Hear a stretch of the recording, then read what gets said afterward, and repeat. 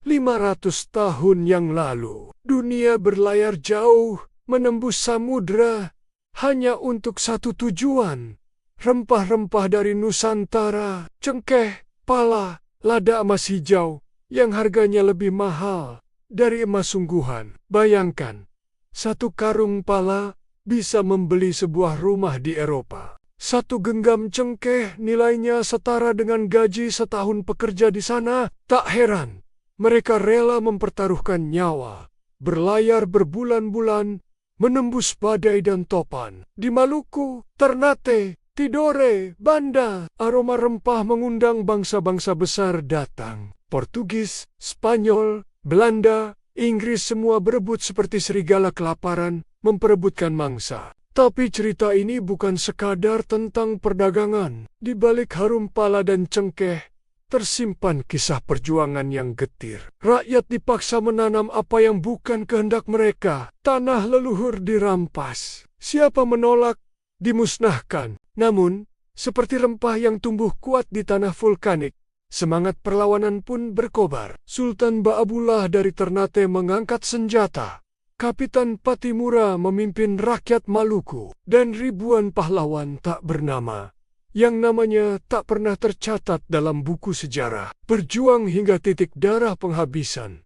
Mereka berjuang bukan sekadar mempertahankan tanah. Ini adalah pertarungan martabat, pertarungan harga diri sebuah bangsa, karena tanah ini, dengan segala kekayaannya, adalah warisan yang harus dijaga, bukan untuk dijarah. Jalur rempah telah menjadikan Nusantara pusat perhatian dunia. Tapi lebih dari itu, jalur rempah mengajarkan kita satu hal. Kekayaan alam yang kita miliki adalah alasan kuat mengapa kita harus merdeka, berdaulat, dan menentukan nasib sendiri. 500 tahun lalu mereka berjuang demi rempah.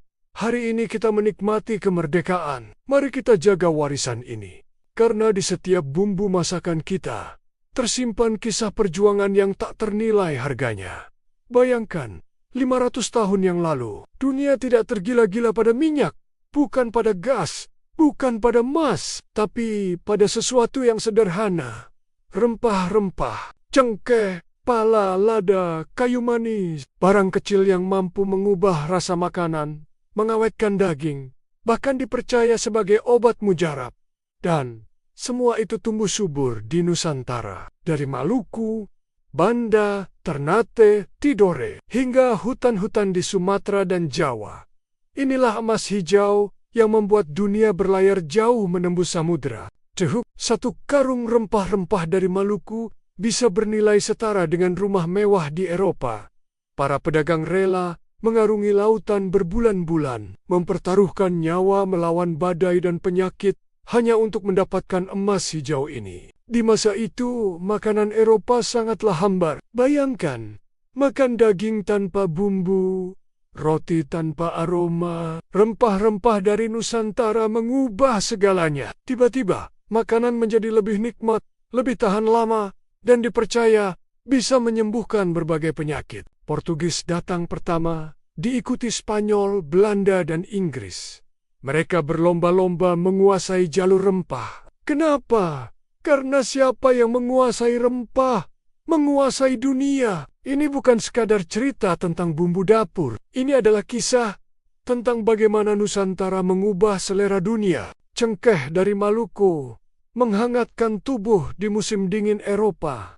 Pala dari Banda menjadi simbol kemewahan di meja-meja bangsawan. Lada dari Sumatera membuat lidah bergoyang dengan sensasi pedasnya, dan kayu manis dari Jawa memberikan sentuhan manis yang tak terlupakan. Warisan ini masih hidup hingga hari ini. Lihat saja masakan India dengan kari-karinya, gulai Minang yang mendunia, rendang yang dinobatkan sebagai makanan terlezat, hingga masakan-masakan Asia yang kaya rempah. Semua berakar dari emas hijau Nusantara. Rempah-rempah bukan sekadar komoditas. Ia adalah saksi bisu kejayaan Nusantara.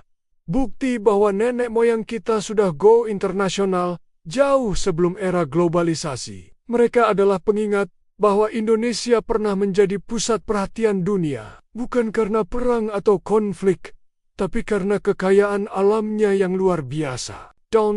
Indonesia masih menjadi produsen rempah terbesar di dunia. Tapi kita tidak lagi sekadar mengekspor bahan mentah. Kita mengolahnya menjadi produk bernilai tinggi minyak otseri, obat herbal, kosmetik alami, hingga bumbu siap pakai yang merambah pasar global. Inilah warisan yang perlu kita jaga dan kembangkan, bukan hanya sebagai kenangan masa lalu, tapi sebagai inspirasi masa depan. Karena dari rempah-rempah ini, kita belajar bahwa hal-hal sederhana bisa mengubah dunia. Terima kasih sudah menonton video ini. Jangan lupa like, subscribe, dan bagikan ke teman-temanmu. Mari bersama-sama menggali dan melestarikan warisan berharga Indonesia. Sampai jumpa di video berikutnya.